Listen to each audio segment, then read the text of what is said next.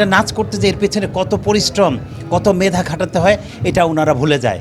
এবং আমাদের এই শিল্পীদের যে আমাদের মানে পরিশ্রম যেটা করি আমরা, পরিশ্রমের আমরা পারিশ্রমিক আমরা পাই না, তবু আমরা সন্তুষ্ট, তবু আমরা মন থেকে আমরা যারা নাকি অডিয়েন্স থাকে তাদেরকে খুশি করার জন্য এবং আমাদের মনকে প্রফুল্ল করার জন্য, মানে অন্যকে উৎসাহিত করার জন্য আমরা নাচ করি।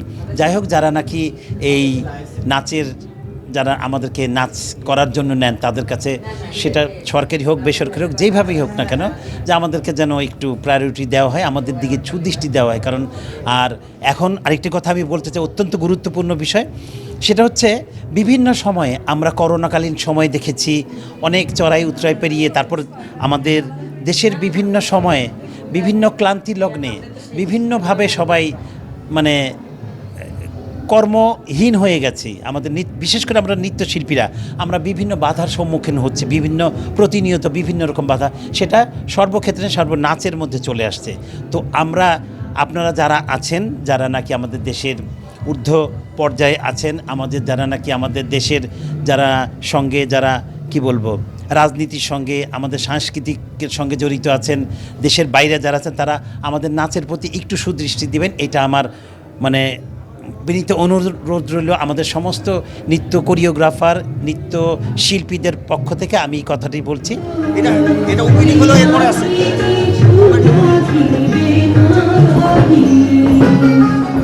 আসসালামু আলাইকুম, আমি ফারহানা চৌধুরীর বেবি, নৃত্যশিল্পী এবং নৃত্য পরিচালক।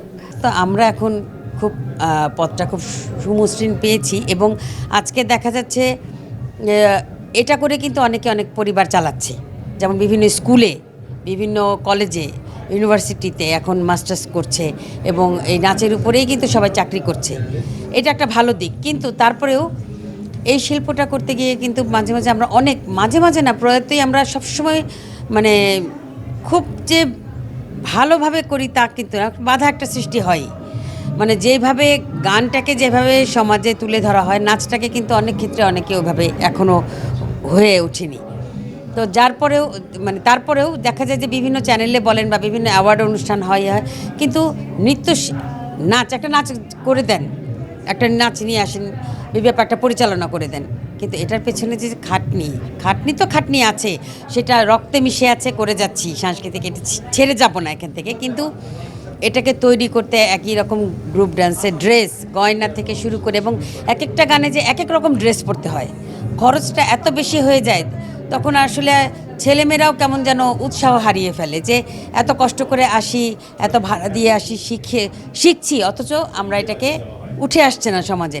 তো সেক্ষেত্রে দেখা যায় যে অনেকে পিছিয়ে যায় এবং একসময় ছেড়ে দেয়। তো এই জিনিসটা থেকে আমরা এখনও কিন্তু উঠে আসতে পারিনি।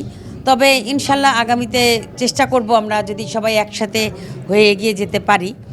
আর এই যে কথাগুলো যে চ্যানেল এস, আমি দেখেছি এর আগেও আমি বলেছি কথাগুলো যে আপনারা তুলে ধরেন, কারণ কেউ না কেউ তো তুলে ধরতে হবে। তো আপনাদের জন্য এই জন্য আমি আন্তরিকভাবে ধন্যবাদ জানাচ্ছি যে আপনাদের কারণে আমাদের কথাগুলো আসে সমাজে, কেউ না কেউ শুনুক, 3 জন 4 জন 10 জন দেখবেন এইভাবে শুনে কিন্তু তখন সবার কানে পৌঁছাবে একদিন না একদিন এই কথাগুলো। তো আমি অনেক ধন্যবাদ জানাচ্ছি চ্যানেল এসকে, আমাদের এই শিল্পটাকে আপনারা বেশি বেশি করে প্রচার করবেন এবং আমাদের এই কথাগুলো যেন সামনের দিকে এগিয়ে আসে।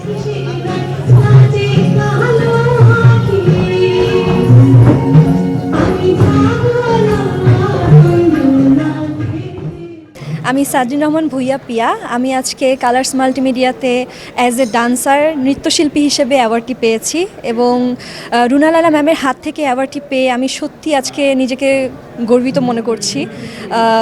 এটা আমার একটা স্বপ্ন ছিল যে আমি ওনার হাত থেকে কখনো অ্যাওয়ার্ড নিতে পারবো। আসলে নৃত্যটি হলো একটি শিল্প এবং নৃত্যের মাধ্যমে আমি নিজেকে আরও পরিচিত করে তুলতে চাই সবার সামনে আমি যাতে আরও ভালো কাজ করতে পারি। এই জন্য সবার কাছে দোয়া প্রার্থনা করছি, সবাই আমার জন্য দোয়া করবেন যেন আমি সামনে আরও ভালোভাবে এগিয়ে যেতে পারি। Thank you.